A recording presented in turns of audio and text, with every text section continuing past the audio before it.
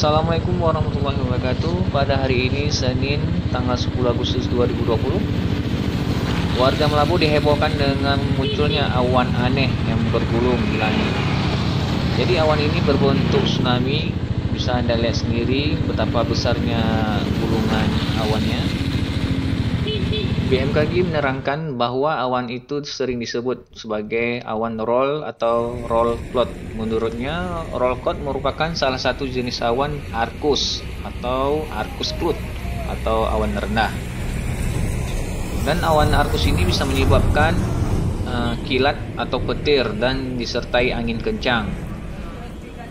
Awan arcus adalah sebuah formasi awan horizontal rendah yang biasanya muncul sebagai awan aksesoris dari sebuah cumulonimbus.